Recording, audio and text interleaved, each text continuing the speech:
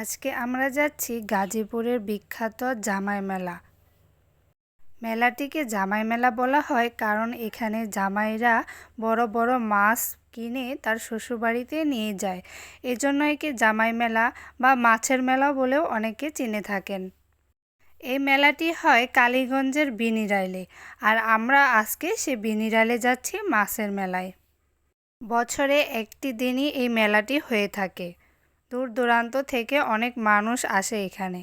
আমরাও যাচ্ছি গ্রামের সৌন্দর্য উপভোগ করতে করতে, কিন্তু এই ক্ষেতের মাঝখান দিয়ে এই চিকন রাস্তা ধরে হাঁটতে খুব কষ্ট হচ্ছিল। গ্রামের এই চিকন রাস্তাকে বাতর বলা হয়। যাই হোক, আমরা দেখতে দেখতে মেলায় পৌঁছে গেলাম। মেলায় ঢুকেই দেখলাম অনেক মানুষ, আর সেই সাথে বিভিন্ন রকমের দোকানপাট বসে গেছে। আমরা পৌঁছতে পৌঁছতে দুপুর হয়ে গিয়েছিল। প্রথমে আমরা কিছু মাছ দেখে নিলাম, বড় বড় মাছ। আসলে আমি সবগুলো মাছের নামও জানি না। এখানে দেশি বিদেশি সামুদ্রিক সব ধরনের মাছই উঠেছে। গত বছরও এই মেলায় এসেছিলাম, তবে গত বছরের তুলনায় এবছরে মাছের দামটা একটু বেশি। শুধু দামই নয়, মাছের পরিমাণটাও অনেক বেশি ছিল। এই মেলাটিকে জামাই মেলা বলার একমাত্র কারণ হয়েছে জামাইরা সবচেয়ে বড় মাছটা কিনে তাদের শ্বশুরবাড়িতে নিয়ে যায় বলেই এই মেলার নাম মূলত জামাই মেলা রাখা হয়েছে। এটা ছিল পুরনো সেই ঐতিহ্যবাহী কথা।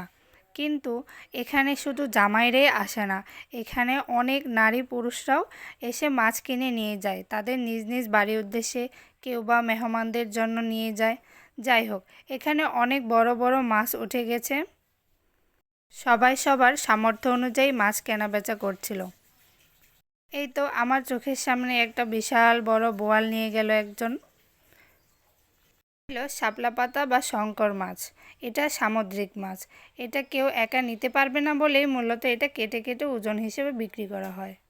বিশাল বড় সাইজের পাঙ্গাস ছিল, রুই, কাতল, চিতল, অনেক ধরনের মাছ ছিল এখানে।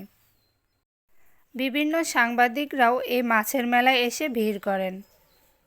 শুধু সাংবাদিকরাই নয়, সেই সাথে ব্লগাররাও আসে। এই মেলাতে শুধুমাত্র মাছই বিক্রি হয় না, সেই সাথে আরও অনেক কিছু বিক্রি হয়, সেটা দেখাবো নেক্সট পার্টে।